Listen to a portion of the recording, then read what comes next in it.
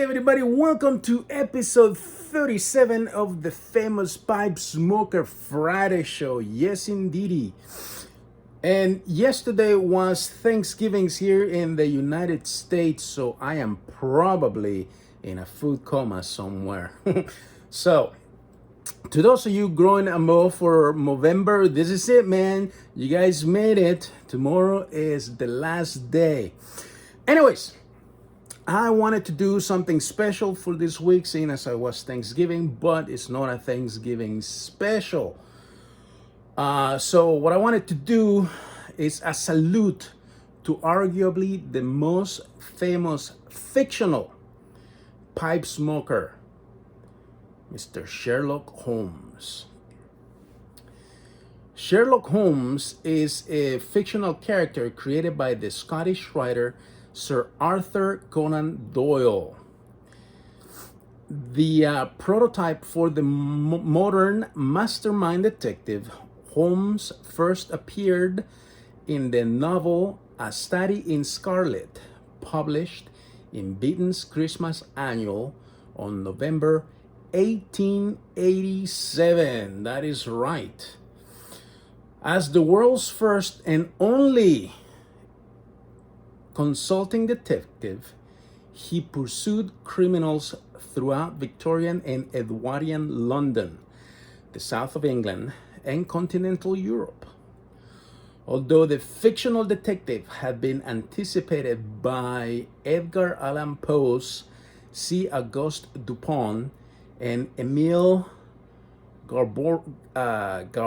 Garborou's Monsieur Lecoq, Holmes made a singular impact upon the popular imagination and has been the most enduring character of the detective story.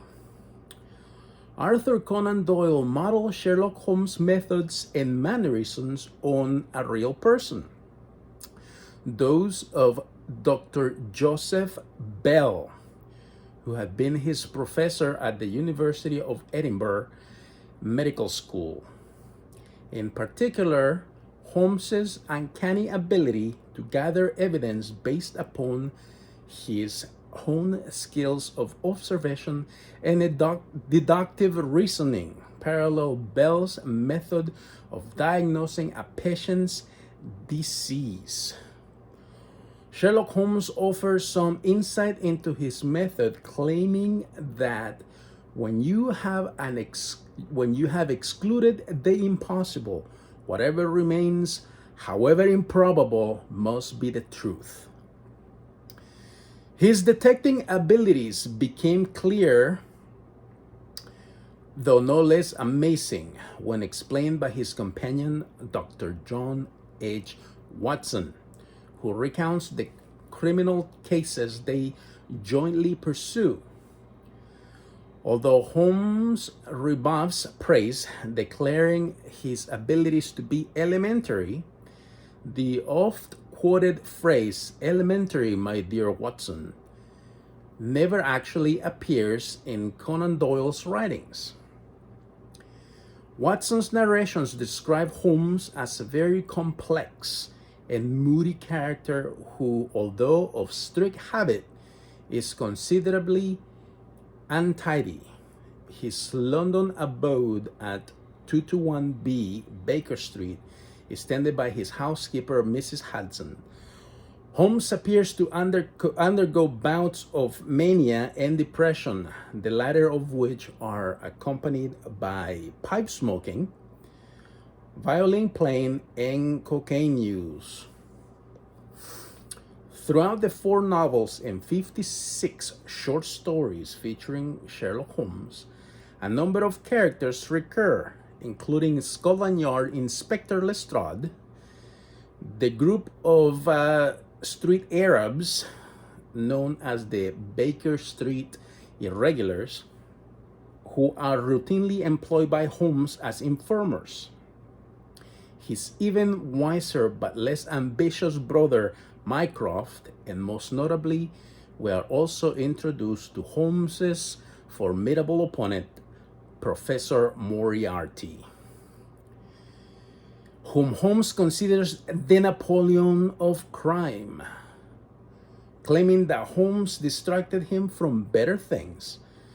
Sir Arthur Conan Doyle famously, in 1893, attempted to kill him off during a violent struggle on Switzerland's Reichenbach's Falls. Both Holmes and his nemesis, Professor Moriarty, are plunged over the edge of the precipice.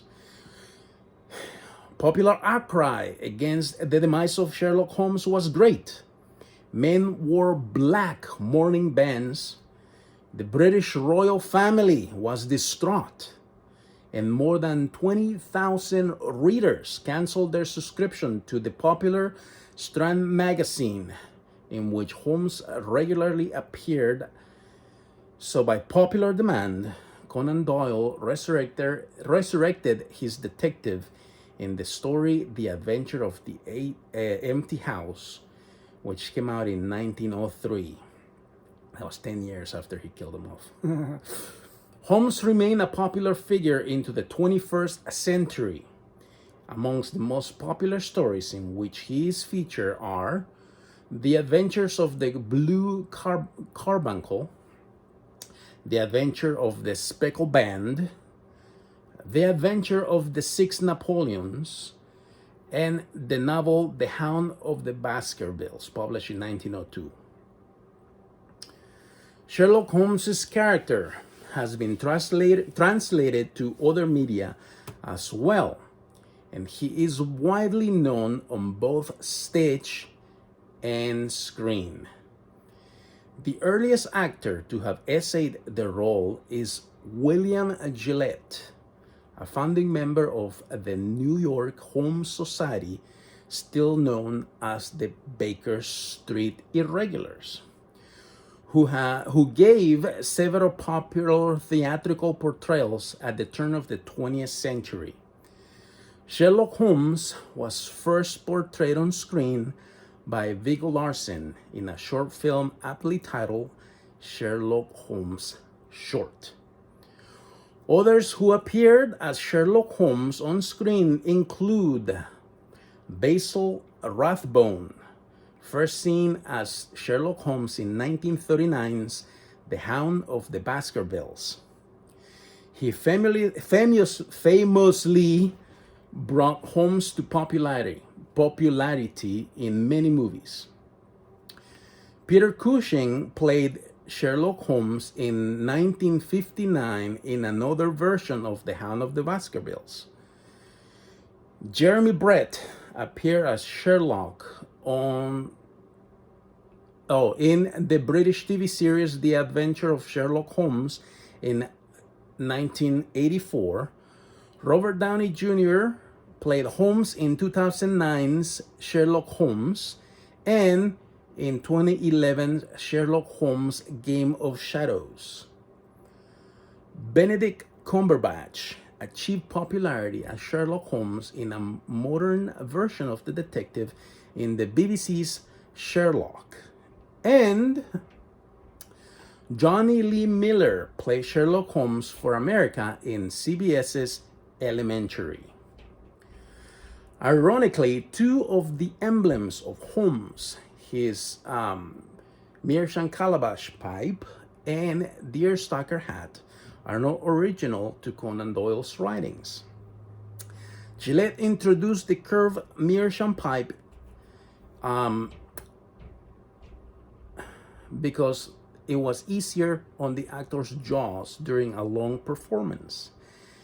And Sidney Paget, the deerstalker, or the fore and aft cap.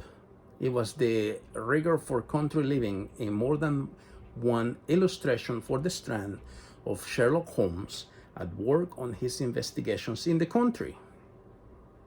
Sherlock Holmes lived in London at 221B Baker Street and shared rooms with Dr. Watson until the latter's marriage in 1887, and then again after, spoiler, his wife's death. We do not know anything of Holmes' parents. He does mention, however, that his ancestors were country esquires. He claims that his grandfather was the artist Horace Burnett, and we know that he has a brother, Mycroft, a civil servant who is 7 years older than he is. In the novel, in his last bow, set in 1914, Sherlock Holmes is described as being 60, indicating that he was born in 1854.